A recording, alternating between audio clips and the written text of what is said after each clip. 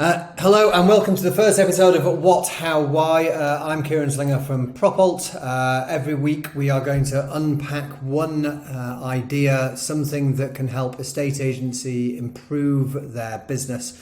I'm joined today by Simon Gates. The reason I invited him is he is the gentleman who's inspired me to do this. He's been described by many as the leading expert on estate agency direct mail. So thank you for joining us, Simon. Thank you very much for having me. I'm looking forward to it. So this should be quite short content, about 15 minutes. We're going to unpack one idea, and the idea I'll let you introduce. The what is? VIP buyer campaigns. Okay. And I think it's a massively under-tapped resource, if that's the right language to use, as we both know. I think, a lot of agents, their default setting when it comes to direct mail is to just send letters to on-market properties. And essentially, you're sending letters to the 1% of properties which are currently for sale, and probably 99% of all the other agents are doing that as well.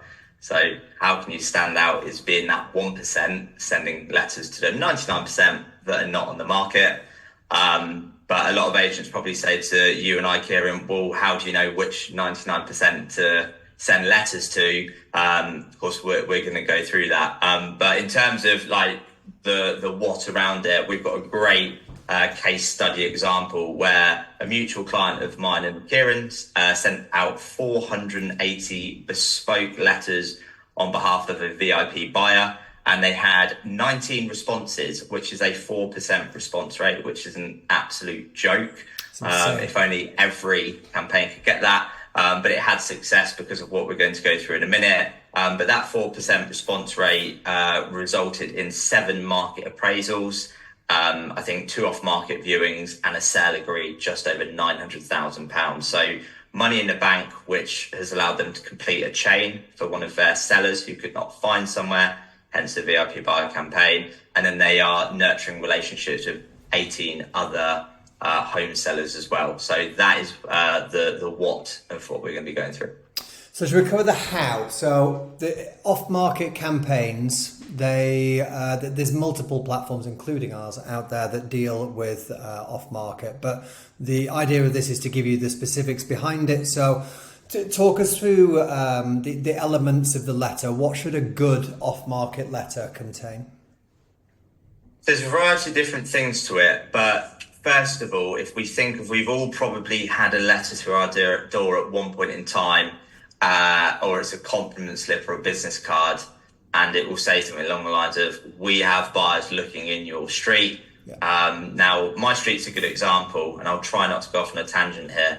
But my street has bungalows, terrace, semi-detached, 2-bed, 3-bed, 4-bed, 5-bed, and the values probably range from $250,000 up to 700,000. So when I get a letter in my door saying we have buyers for a house in your street, is that someone looking for a single-story, loft-converted, 3-bed, semi-detached property that's also detached? So you've got to tell a real story and basically utilise all the buyer inquiries that you have into a VIP buyer campaign. Is a great saying, prospecting works best when it feels like a service. So Nice. If you're sending out, in the example we gave, 480 letters, but it's not, we need more houses to sell, which is what a lot of agents say. It's, we have a buyer and we've promised them we're going to help them find their next home. That is why we're writing to you and 479 other people that we think might have a house that matches what they're looking for. So being very specific in that. Okay. And in the letter itself, I've seen a few examples of these particular letters, and I think you're right. When you are, the more specific you can be, the better. Just touching on an idea you said there, if it is a service, is this something you'd recommend for agents to do for those people who may be, every agent's got a sort of Rolodex sat there of people who want to come to market but can't because they can't move on anywhere else? There's multiple revenue streams from it. So you've touched on one there. You have probably, any agents watching this, have multiple people in your database who would move home if they could find somewhere. But they're on Rightmove and only 1% of properties are going to typically be for sale. So they're sat there twiddling their thumbs waiting for something. Go out and offer this as a service, because you might help them find their next property to purchase, and in turn they have a house to sell. You get double bubble there. In the instance we're talking about, the 480 letters that got sent, that was an agent that had sold someone's property and the seller couldn't find somewhere. So it can create chains, it can build chains, it can complete chains. Okay. There's multiple revenue streams that you can offer there. And I guess the other thing is that no letter is wasted. So in terms of those properties that he hasn't heard from yet, they'll still be moving at some point, right? And I think we touched on this before. Who do you remember as an agent? The one that turns up on your doorstep the moment you have a for sale sign out, or the person who is mailing you saying, I'm trying to find homes for these people? It's more of I think it's more of a bespoke service for a estate agency, and it helps your brand disassociate from the masses of people who will join in on the week one campaigns and the reduction, etc. So two examples on what you just said. One, again, this 480 letter campaign we're talking about, there were 18 initial responses, and then fast forward, I think a couple of months later, someone who's phoned to book a valuation, and it was as a result of that letter. So again, if you send out a few hundred letters, someone could have that letter on their kitchen table because they're not ready for a few months, but they go, oh my God, Kieran's got a couple who are looking for a house just like mine. I'm not ready for 6 to 12 months, but I'm going to keep it on the kitchen table. The other thing that can happen as well, and there's definitely an example Perry Power could share on this, is sending out a letter, someone gets it, has no intention of moving, but they know that their neighbour's thinking of moving. And they'll be like, oh, did you get this letter? Because I know you were thinking of moving. So that's fantastic social proof there. So yeah, but doing a buyer campaign, prospecting works best when it feels like a service. If you just send out letters saying, I'm offering free, no obligation valuations, that's why you're not getting responses. I think the other thing you touched on there is, so there's a load of fascinating stats on direct mail. One of them is that and I might get the days wrong, but the average piece of mail stays in the UK home 19 days. So, how many emails do you get a day? How much scrolling do you do through your phone? If you send that letter, I've got letters I've got a big pile of stuff that I'm kind of like, this looks quite interesting, I'll get round to that. So, all those people who contacted me 19 days ago, I'm very sorry, but your email has gone now. I think that the interesting thing about the relationship with email and mail as well is that there's a lot of these services. It goes back to this bespoke service. I get, and I'm sure you do as well as you have your own business, a ton of people who blind send me an email going, hey, are you interested in X? Because I do these services. Do you want to chat? Book 30 minutes in. I'm like, this doesn't look interesting. It's not formulated for me. It doesn't even mention my business. So doing something different, saying, hey, I'm looking for this specific kind of property. When I get emails from people who say, hey, I've had a look at this and here's how we can improve this, or this is what I'm looking to do, that's when I'll pick up the phone to someone.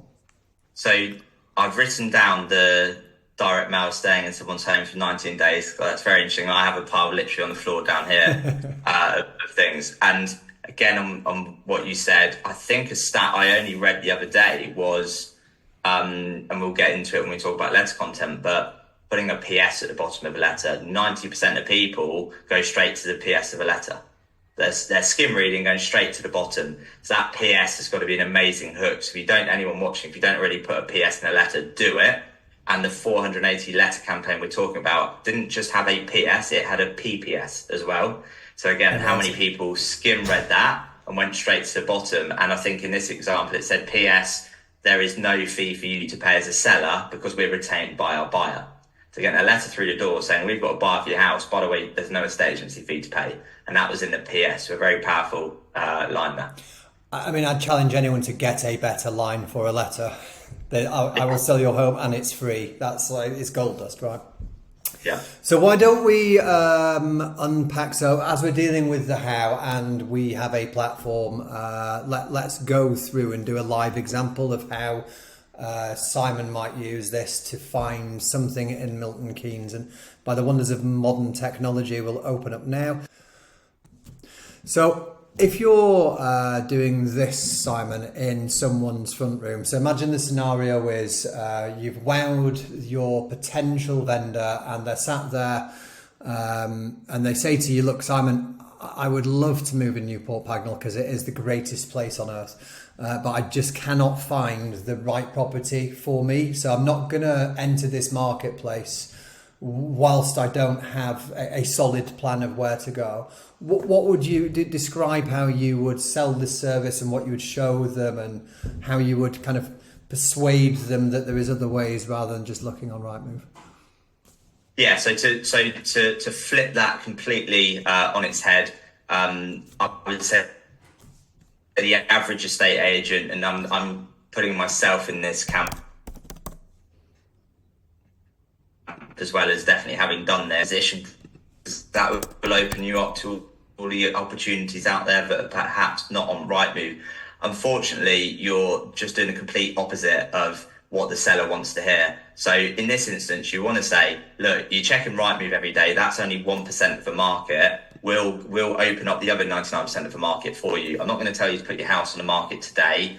Let's go out and try and find what you're looking for. We'll write to these people and hopefully we can move you forward one step at a time. That's more likely to get them to sign an agreement with you, maybe get some marketing done and go into the pocket listing or filing cabinet or whatever, maybe get an upfront marketing contribution. The campaign we shared earlier, the 480 less campaign, the agent in that instance got an investment from their client upfront to cover their costs, and then they've charged their buyer a fee. So yeah, in this instance, don't fall into a trap of saying we must get you on the market. Think about their exciting plans rather than the exit plans to start with. So, okay, you've told me you want to find someone, but you're struggling. Let's go look for it. So, yeah, let's do it now, Kieran. What have we got on? Can I just unpack one of the points you've said there, which is really, really interesting. So if you leave that front room with keep checking back on and Rightmove and I'll give you a call in a month, you're walking out there with no money, right?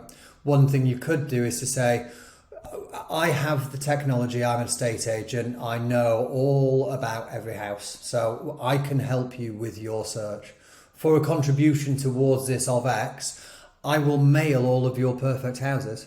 And what you're going to do if they say yes is you're going to get your vendor to pay for a campaign to 400-500 houses, telling them that they should be the next on the market.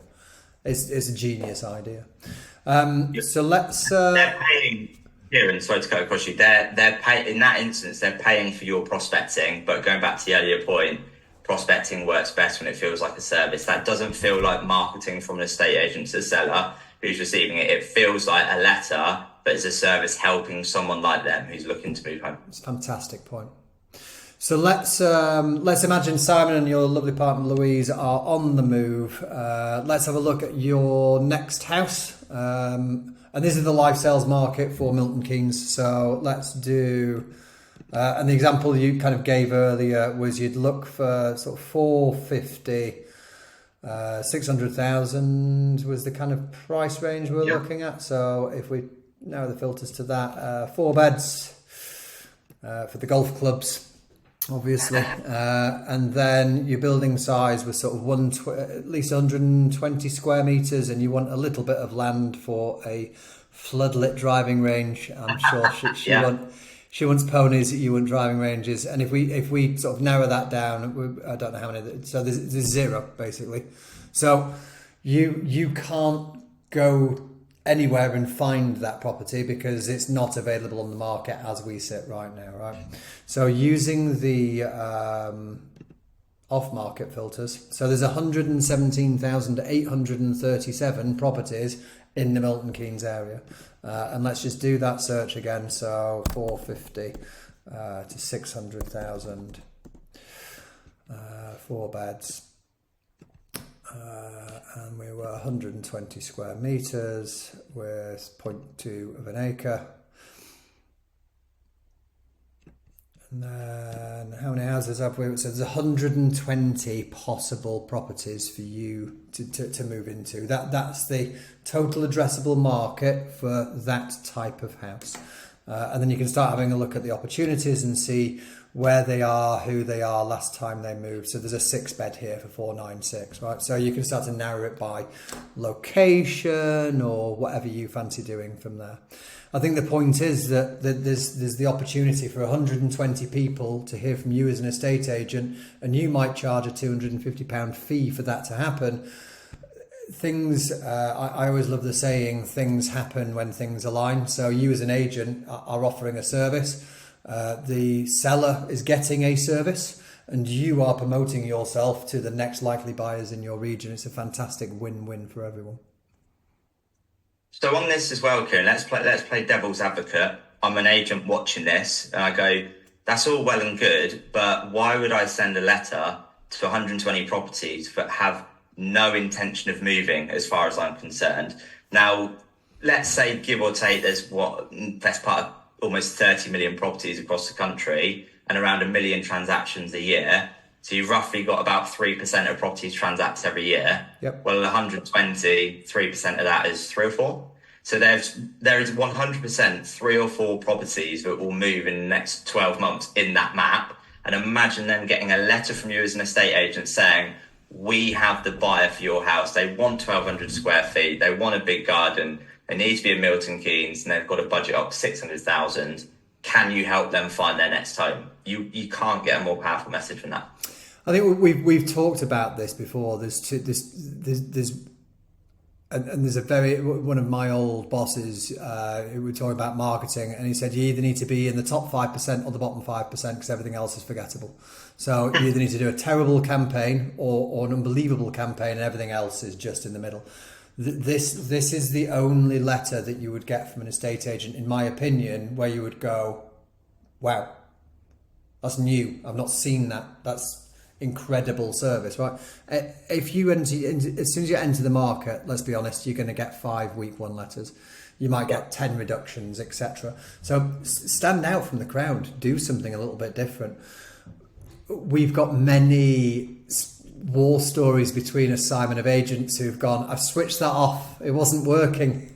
I didn't. And then you, like 3 weeks later, they'll ring you and go, that letter I was sending, £1.2 million house. I listed 5. I found this many landlords. This guy came back to me. The key to this is about consistency, right? So if you do this over and over and over, you can expect results. So while we're dealing with the why, so I think the key 3 points of the why is that I love your point about it's, if it doesn't feel like marketing, it isn't marketing. I think that it's a great win for both you as an agent, the seller of the property will get to enter the marketplace, and you'll get to generate your own fees, right? This is truly like an estate agency service. And I think the third thing is stick out from the crowd, right? So be able to do things that not many of your competitor agents do, and you will be the person that's recommended down the pub, in the golf club. This the Perry Power example of passing it across the neighbour's doorway. They're all great stories of why this stuff works. So I think that we've covered kind of all of the stuff we needed to cover today. There's only one bit missing, which was obviously the content of the letter. So if you want to grab yourself a copy of the letter or any of the letters, I would recommend speaking to the UK's leading authority on direct mail for estate agents, Mr. Simon Gates. You can reach him at his Linktree, which I think is Linktree/Simon Gates. I think it's Gatesy91. Gatesy91. Or I'll put our contact details in the bottom of these posts. But thank you for listening to this very first episode, and we'll be along later unpacking more ideas for estate agents.